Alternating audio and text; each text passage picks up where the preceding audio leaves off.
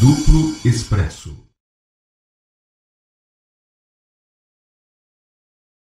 Hoje, nesse último programa especialíssimo, então, da semana, teremos, excepcionalmente, o Piero Larner, cujo dia de comentário é na terça-feira, mas hoje ele vem participar com a gente na quarta, porque ontem ele não podia, e Patrícia Volquier fez com ele um swap. Então, ela comentou na terça-feira e Piero Larner vai comentar hoje, aqui na quarta-feira, sobre os últimos disparos na guerra híbrida, o que ele comenta com a gente toda semana aí. Vamos dar bom dia para ele. Bom dia, Piero Larner.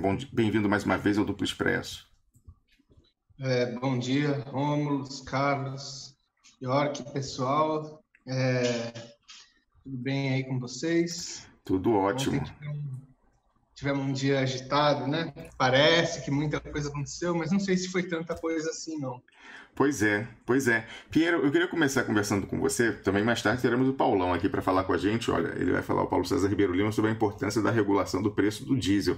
Mais uma vez, né, para os sem noção aí que ficaram atacando o Bolsonaro pelo motivo errado, né, querendo que culpando ele por fazer o preço de mercado da Petrobras cair 30 bilhões por conta dele ter feito uma intervenção política na definição do preço do diesel. Foi em Paulão aqui reforçar, tenho certeza que ele também deve ter ficado com o queixo, né, caiu o queixo, como se fala isso? A expressão de queixo caído? É queixo caído a expressão?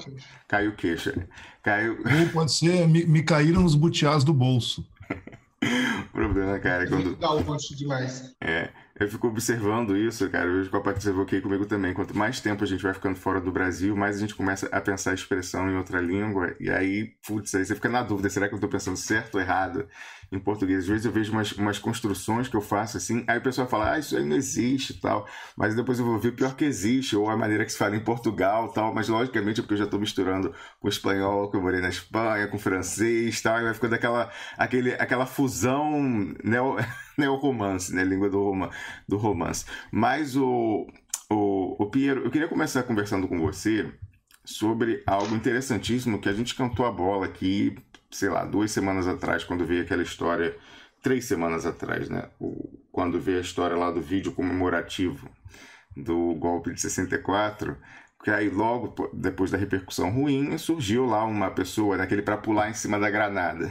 Surgiu um empresário lá do Centro-Oeste que falou, não, fui eu fiz o vídeo e tal. E antes dele falar, a gente falou assim, vai ter alguém que vai, né, falar, fui eu tal, vai assumir a paternidade, né, fazer o que se chama adoção à brasileira. Vocês sabem aquele negócio conhecido como adoção à brasileira, aquela história assim, não é meu, mas eu registrei como meu filho. Isso é conhecido como adoção à brasileira. E aí eu falei, vai ter uma adoção brasileira, o cara vai pular em cima da granada e falar, fui eu que fiz o vídeo e tal. E aí ontem, curioso, mostrar aqui a notícia lá no 171, olha só, Santos Cruz, o general, né, do governo, assume responsabilidade por divulgação de vídeo pró-ditadura, né? A gente falou, logicamente, ia surgir lá alguém para dizer que tinha sido, mas obviamente que tinha sido alguém do governo. Não tinha sentido nenhum essa história, ainda mais pela divulgação que se deu lá nos canais da presidência. Piero, o que você achou aí dessa história que não surpreendeu nem um pouco a nenhum de nós aqui? Não, foi absolutamente reativo, né, aos fatos que aconteceram ontem, né, que, enfim, um teatro completo, esse negócio do Toffoli ou Alexandre de Moraes terem enviado a PF na casa do general Paulo Chagas, porque eu tenho a impressão que, evidentemente, eles só fizeram isso com carta branca, porque eles não seguiria alguma coisa muito fora do padrão, e eu não consigo ver isso. E o general fala para a base, entendeu? É como se ele tivesse tendo que dar uma resposta. Enfim, foi um teatrinho. A gente não pode considerar nada do que aconteceu ontem no âmbito maior dos movimentos que aconteceram, enfim, nos últimos anos para cá. Não vou dizer que não vai ter consequências, porque a gente nunca sabe. Às vezes um pequeno movimento os desdobramentos deles podem ser inesperados. Mas eu achei que ontem foi tudo uma jogada muito bem combinada, assim, assim nem passei o dia assim me detendo mais em analisar os pormenores dessa coisa. A única coisa que eu consegui comentar foi um oba, porque realmente é assim, é aquela coisa, né? É óbvio que a gente não torce por isso, mas ia ser engraçado um movimento de generais da reserva conseguir acionar um pelotãozinho para ir lá fazer uma ação dentro do STF e a gente finalmente saber, né, todo mundo, a imprensa inteira, finalmente se dá conta de que as instituições não estão funcionando normalmente.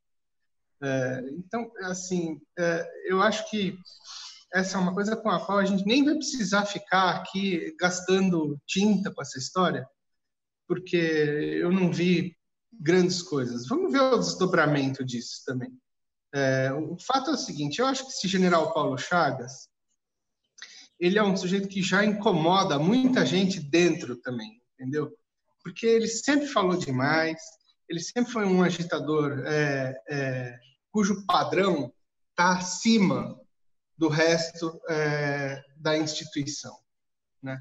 Ele é uma voz que não é dissonante, mas como que você pode dizer assim? Ela é amplificada em excesso. E isso num meio, que é o meio militar, que precisa de homogeneidade. Pode ser um discurso radical, mas ele tem que ser inteiro, entendeu? Não pode ser um cara fazendo esse negócio. Não dá certo isso aí. E a avaliação que eu li aqui no Facebook de pelo menos 2 pessoas que são ex-militares, enfim, são militares, ex-militar não existe, né? Meio que nem, sei lá, mas são militares da reserva, eles, enfim, acham também que o Paulo Chagas é uma pessoa que repercute mal lá dentro, né? Muito mais relevante é você pensar como as coisas continuam seguindo conforme o planejado, né? Que foi a viagem do Mourão na semana passada para os Estados Unidos para falar com as pessoas que realmente importam, Wilson Center, Council of Americas, e tratar do real business e não daquele show midiático feito pelo presidente, entendeu? Então eu acho que é disso que se trata, quer dizer, de fato a gente tem ali uma aliança sendo costurada, mas para muito além de uma aliança entre Trump e Bolsonaro, é uma aliança entre 2 estados que tem que continuar depois das eleições. Muito bem, Pierre. É uma aliança que independe de eleição, independe de processo político, e talvez a aliança não tenha nada a ver com quem está no governo nos Estados Unidos hoje, quem está no regime no Brasil hoje também. É verdade, porque se tem coisa que qualquer um sabe é que, de repente, um democrata pode ganhar as eleições lá, entendeu? E aí você não vai botar tudo a perder por conta de uma insanidade diplomática, você está entendendo? Claro, claro. Piero, a gente sabe que no STF há muito tempo há uma coordenação com o pessoal, pelo menos a fração das Forças Armadas que estão no comando desse movimento aí, né? A gente chamava de 64 de movimento, esse sim é um movimento, né? Esse que chegou ao poder agora, inclusive com um assessor lotado no gabinete do Toffoli. Então, eu concordo com você, eu não acho que nada disso tenha sido sem o aval. Talvez tenha tido sim uma dose de talvez, não sei nem se foi combinado com o próprio Chagas, porque ele não estava em Brasília, né, no dia. Convenientemente ele não estava em Brasília, porque o nível de constrangimento ia aumentar se ele estivesse lá. Não sei, assim, não tem como a gente saber. De fato, é uma figura muito que gosta de aparecer, né? Gosta de aparecer antes ainda, durante o processo de impeachment, durante a eleição, tudo isso daí. De fato, é uma figura que não convém muito. Mais uma vez a gente identifica, né, os veículos, não só os conservadores, mas também os progressistas, comprando pelo valor de face uma suposta briga, uma suposta crise institucional, e que o STF teria ido para cima e tal, sendo que fica faltando uma parte porque não é bem contra o lavajatismo, né? Eles foram para cima desse pessoal da franja da extrema-direita, que dá base ao bolsonarismo em alguma medida, dos militares, mas não há um ataque direto ao lavajatismo, porque vazamento, se houve, foi da Lava Jato. E a gente vê críticas a isso, mas o lavajatismo continua ausente dessas reflexões, né, Piero?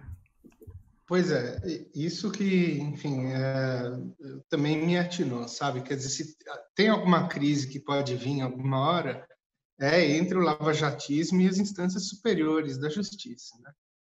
Essa faz algum sentido. Não pode ser entre o STF e militares da reserva que ficam tuitando. Isso é um negócio completamente absurdo, né? Não fizeram isso em relação aos vazamentos do Grampo, né? Que foi uma coisa que é Conselho de Segurança Nacional, como diz o Paulo Henrique Amorim, é Guantánamo, né? Não vai ser por causa de um tweet ou de um general que publicamente vem falando há anos contra tudo e contra todos que isso vai acontecer. Na verdade, também tem uma questão a ser olhada aqui. Eu ainda estou estudando um pouco isso, porque veio nas conversas não só nossas, mas com o Mark também, enfim, uma colaboração que já tem alguns anos aí, desse estreitamento de relações que existe entre o judiciário e os militares, né? Eu fui puxando as listas de formandos da Escola Superior de Guerra, né? Eles têm isso publicamente lá no site, né? E é impressionante. Enfim, nominalmente, você tem o nome das pessoas todas desde sempre, mas o título delas, o que elas fazem, se é advogado, se é professor, se é militar, isso é uma coisa que vem de 2012, das listas de 2012 para cá. Eu ainda não fiz uma tabulação exaustiva disso, mas já deu para bater o olho e perceber algumas coisas, né? A primeira, bom, a grande maioria das pessoas que fazem o curso da ESG, que é a Escola Superior de Guerra, né? Para quem não sabe, enfim, isso foi nos anos 50 e começo dos anos 60, o principal aparelho ideológico de formação de quadros que depois foram cooptados pelo regime de 64 e trabalharam como uma elite orgânica, tanto empresarial quanto estatal, no sentido de dar sustentação ao regime, né? E nos dias de hoje, o que eu percebi é que depois do quadro de militares, que são a ampla maioria que fazem esse curso, que afinal é dirigido mesmo para oficiais que vão, sei lá, mais ou menos a grande maioria são de coronéis, tenentes coronéis, enfim, pessoas que estão nesse nível da carreira. Mas aí começa a entrar um monte de juiz, desembargador, procurador, delegado de polícia e, pasme, de 2016 para cá, um monte de auditor fiscal. Pois é. Em que percentual é isso dentro do corpo de alunos? Não, é pequeno. Vamos dizer o seguinte, se eu vi turmas que devem ter o quê? 100 formandos, não mais, vamos dizer, de 200 formandos, uns 30 são civis, e esse corpo aí, vamos dizer assim, 20, 25 são essa turma, desses que eu acabei de falar. A grande maioria, juízes, desembargadores e procuradores.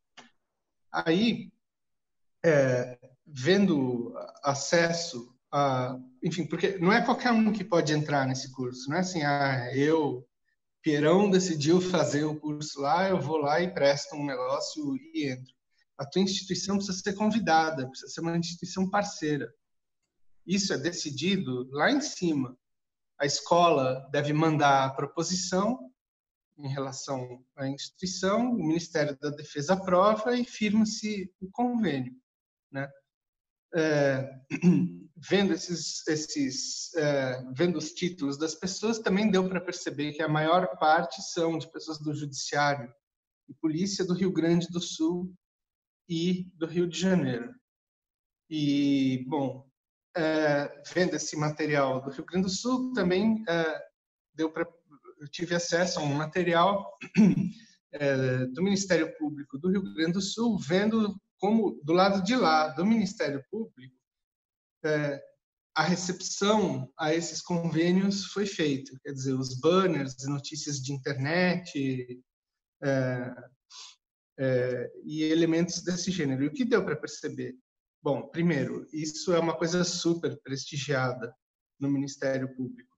As pessoas, pelo que eu soube, né, disputam a tapa. Frequentemente, as pessoas que fazem esse curso depois também ganham medalhas. Isso conta na carreira lá dentro. Quer dizer, são 1000 cruzamentos que a gente pode acabar fazendo. Mas, assim, o mais impressionante foi um material, que foi o desse ano agora, de 2019, que é essa notícia da abertura do edital para as pessoas concorrerem, né, as vagas para fazer o curso da ESG, né? E olha só o que diz aqui, né, num dos parágrafos, né? Eu vou dar uma lida, se vocês me permitirem, porque isso é extremamente revelador de uma coisa, né? Após passar por diversas modificações com o passar dos anos, desde 2006, o CSIE, que é o curso, passou a ser ministrado em 4 meses e a atender exclusivamente aos órgãos integrantes do Sistema Brasileiro de Inteligência e do Sistema de Inteligência e Defesa, né? As reformulações transcorreram visando proporcionar aos estagiários um maior e melhor conteúdo de informações estratégicas e específicas da atividade de inteligência, de forma a prepará-los adequadamente para o eficiente desempenho de suas funções em seus órgãos de origem. Ou seja, são 2 coisas aí. Primeiro, se isso não é aparelhamento, eu não sei o que significa a palavra aparelhamento. Em segundo, estão transformando todos os procuradores em agentes da ABIN. Porque é exatamente isso que se adequa ao decreto Temer/Etchegóin, lá do fim de 18, criando esse sistema integrado de Sistema Brasileiro de Inteligência, onde todas as agências de inteligência, inclusive as inteligências do Ministério Público, etc. e tal, elas acabam se subordinando ao GSI. Percebam que isso é um nível de controle das informações e de como as informações depois vão ser repassadas para os órgãos operacionais do Estado, que é gigantesco. Então é o seguinte, a ligação é muito mais orgânica do que a gente pode supor. Eu tenho a impressão que, se a gente for olhar isso aqui na minúcia, vai se dar conta de que, enfim, já há alguns anos está se montando como a gente pode dizer, uma arquitetura em termos de intercâmbio desses órgãos e de aparelhamento recíproco bastante sólida, que não é uma coisa que vai ser desmontada com pequenos discursos que estão acontecendo, com fatos, com factoides, enfim, é uma coisa que simplesmente, eu tenho a impressão, veio para ficar por um período longo de tempo. Isso não é brincadeira, não. Isso aí é uma clara demonstração de construção de um Estado que, novamente, independe das correntes políticas que estejam administrando o Estado.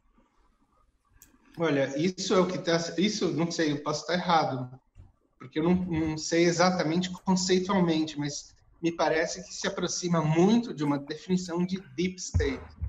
Quer dizer, tem algo aqui, entendeu, de acordos intrasetores estatais que estão se autoformando, enfim, estão se adequando um ao outro e que, de fato, estão pressupondo um novo nível de atuação do Estado, né? E como a gente tem visto, quer dizer, o que é esse novo nível de atuação do Estado? É uma reforma de todo o sistema político. Eu ia te pedir exatamente isso, Pira, que você explicasse um pouquinho essa sua tese de que o objetivo maior deles é essa reforma do Estado e a quem que ela beneficia, qual é o objetivo central disso daí, para a gente entender um pouco, porque algumas pessoas, eu vi uma discussão interessante sua ontem com o Roberto Lucena, porque ele falava, bom, mas falta combinar com o povo, porque o pessoal daqui a pouco está com fome e tal. Se o regime não se legitimar com crescimento econômico, o pessoal não vai ficar parado assistindo. E você discordava um pouco nesse sentido, falando que dá para levar mais para frente um pouco isso daí e tal. Explica esse objetivo e que você acha que isso independe do desempenho econômico.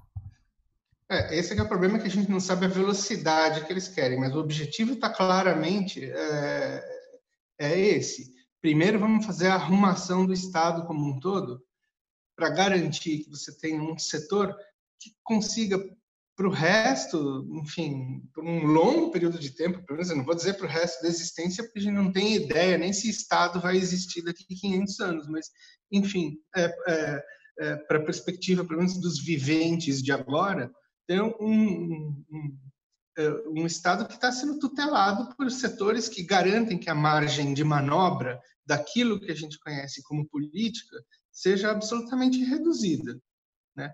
Então, eu acho assim, até depois a gente pode falar um pouco de economia, porque algumas coisas apareceram também que são bastante estranhas, mas o que me parece é uma sensação, obviamente é uma especulação da minha parte, mas é que eles dizem o seguinte: vamos rapidinho ajeitar esse negócio.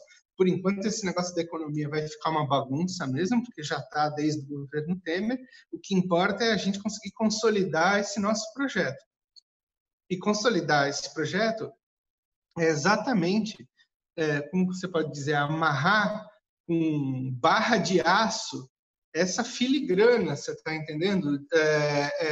Dessas armações de Estado que garantem que esses poderes que antes estavam dispersos estejam muito conectados, ou seja, há uma autogarantia. Principalmente, né, Piero, para a pessoa identificar os poderes não eleitos. Então vamos pensar aí, militares, corporações, aí tem Ministério Público, Polícia Federal, Judiciário, né, todos esses, aí agora já auditores fiscais lá do TCU, todos esses poderes não eleitos, que sempre tinham algum grau de sujeição ao vento político, quem estava do poder, estão tentando agora se consolidar de uma forma que eles sejam menos vulneráveis ou totalmente blindados com relação à eleição, a voto, né, Piero?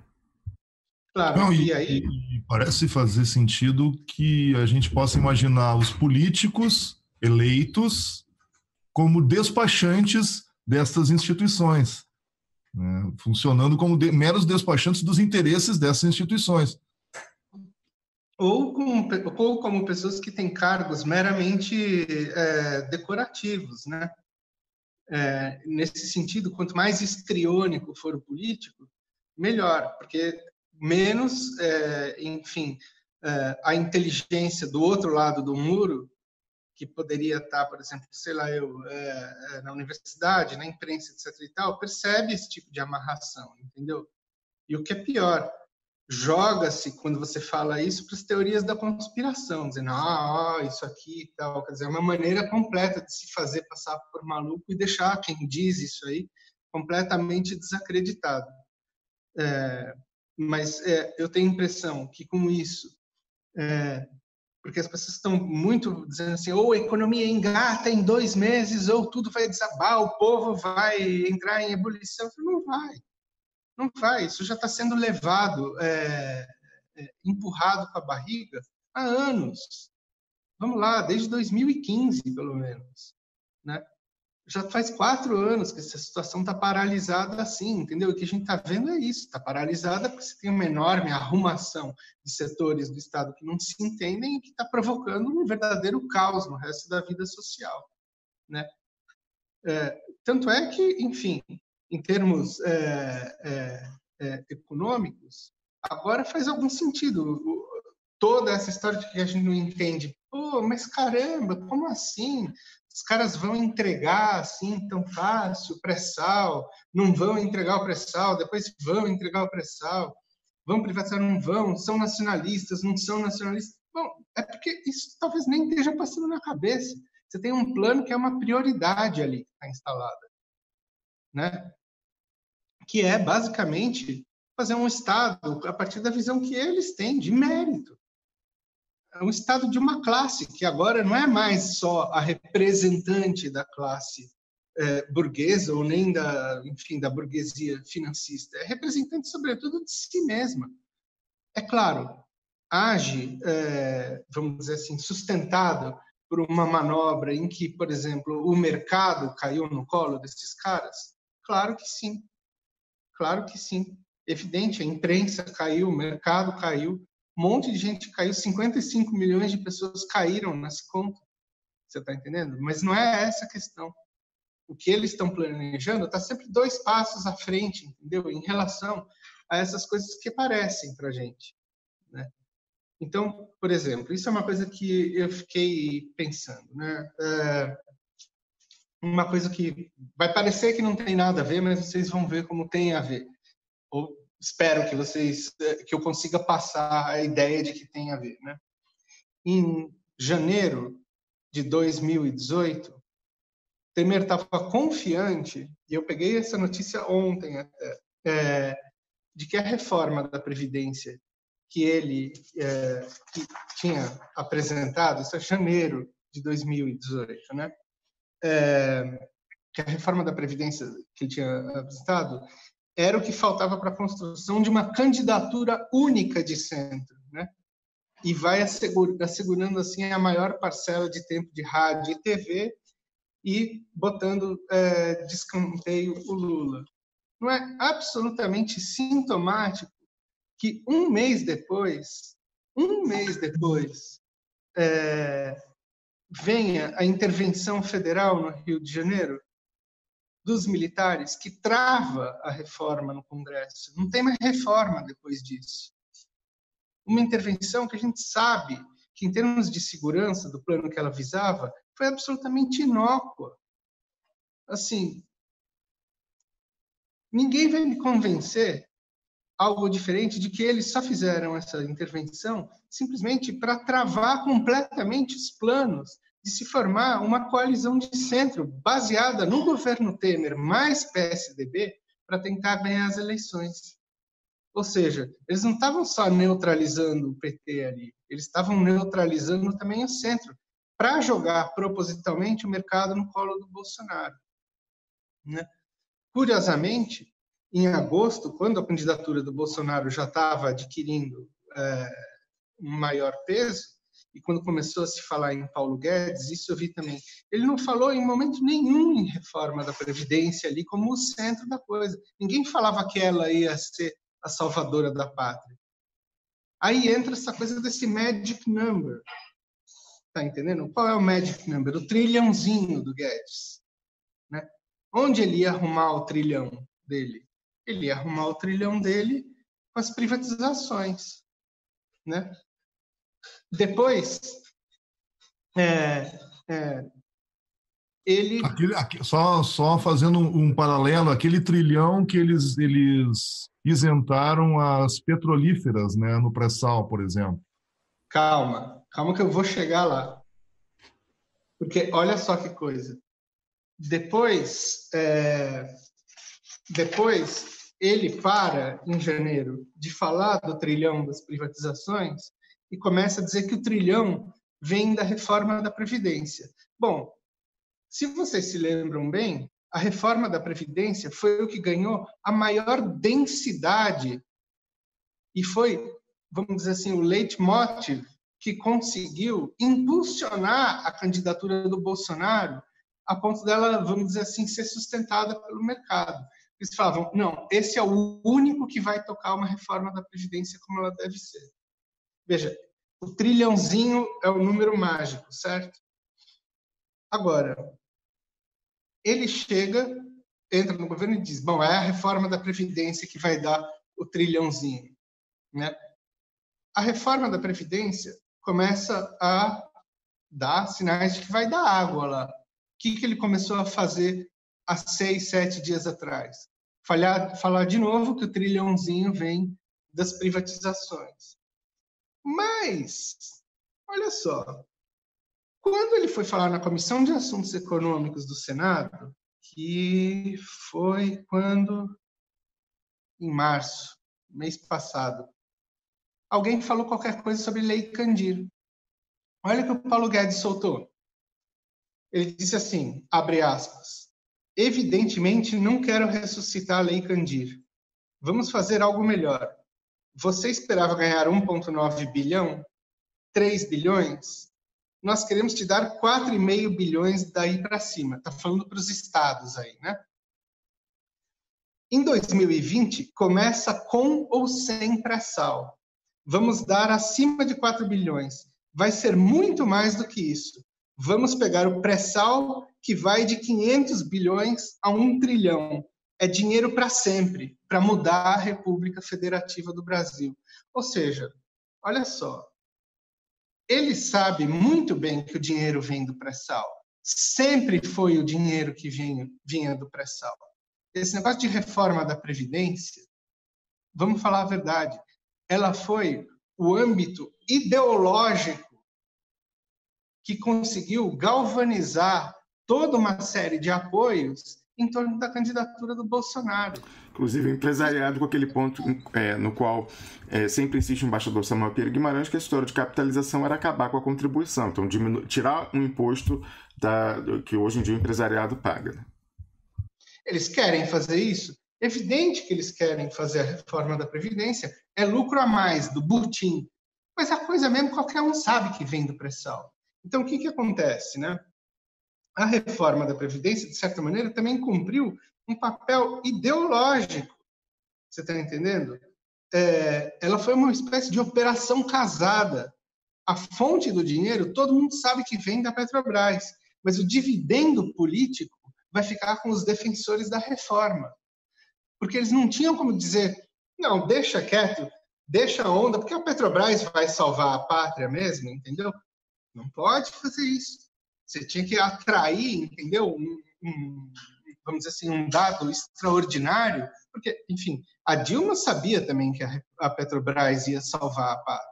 Era com isso que ela estava contando. Ela sabia que ia passar um perrengue, entendeu? De 2, 3 anos, e que ia chegar no último ano de governo dela, ou no penúltimo ano de governo dela, com o pré-sal jorrando no bolso, ela ia de novo entrar num ciclo de expansão do Estado. Bom, deu no que deu. Os caras sacaram, entendeu? Se a gente não tira ela, o PT fica aí para sempre. Agora,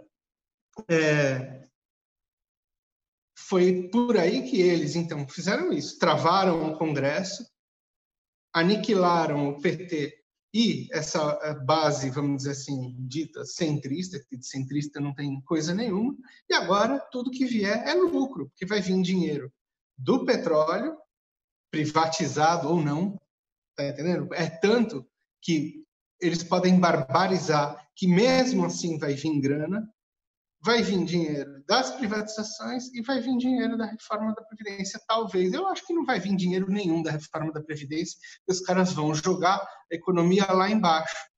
Então, e aí sim vão transformar isso aqui numa Venezuela completamente dependente do petróleo. Quer dizer, é um negócio completamente inacreditável o que vão fazer, mas estão contando com isso, né? E eu não sei como eles vão equacionar. Provavelmente vão equacionar com aquela velha fórmula de tocar o bolo sem dividir, você está entendendo? Faz ele crescer com concentração absurda de venda, né? Porque é mais pro tino desse pessoal aí fazer isso. Mas eu achei, enfim, esse dado do trilhão, esse magic number, entendeu?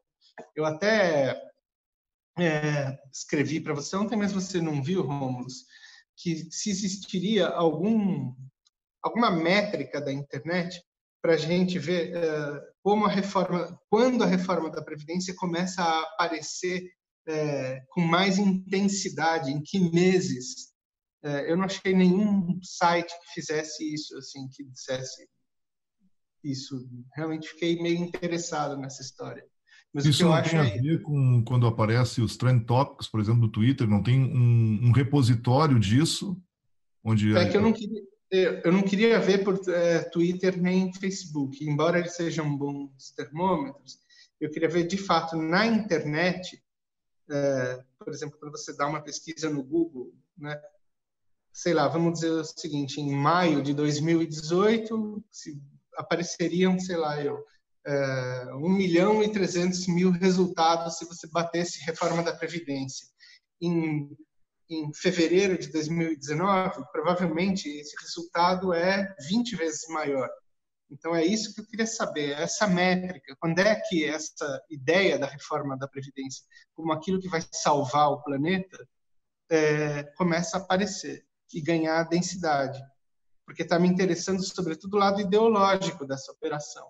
Quando ele vira absolutamente em uníssono, entendeu? A ponto desse maluco, desse Steinbrück, que é o dono da Companhia Siderúrgica Nacional, dizendo numa reportagem na Folha, disseram assim, bom, e o que vai melhorar com a reforma da Previdência? Aí ele disse assim, tudo vai ficar bom, tudo vai se resolver. O Brasil vai entrar num grande ciclo, todos vão ser felizes. Assim, parece aqueles quadros românticos, sabe, que o cara pinta. É um negócio que beira o surrealismo, ver como os agentes econômicos estão absolutamente, como você pode dizer, isso sim é viés de confirmação. Enfim, só posso pensar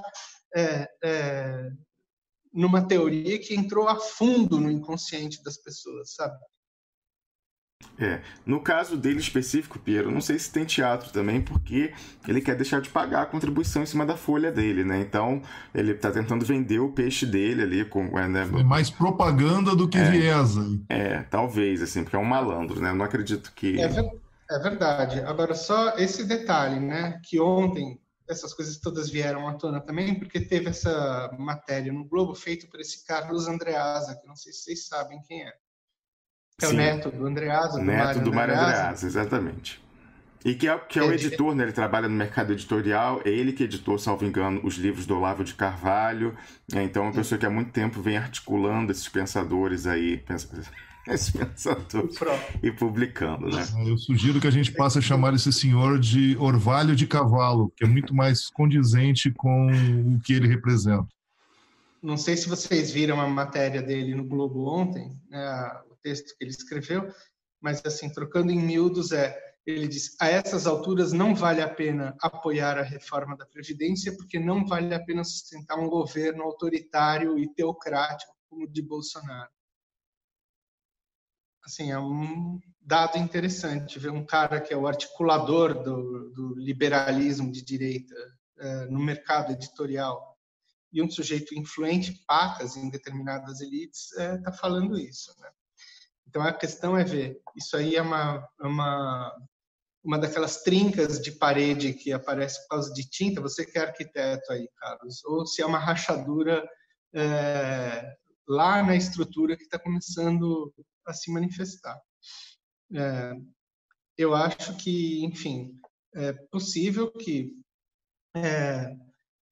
esse setor mais econômico, que a gente está chamando de mercado, de fato esteja se descolando um pouco, mas se a gente retomar aquilo que estava falando há alguns minutos atrás, para mim, a armadura central, que é o plano político do Estado, ela continua sólida. A questão é, esse setor econômico está se descolando um pouco, porque ele já é desnecessário e os caras completaram a etapa que eles queriam, ou porque o sistema está entrando em fracking?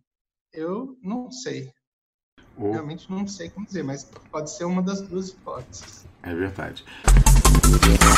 Duplo Expresso.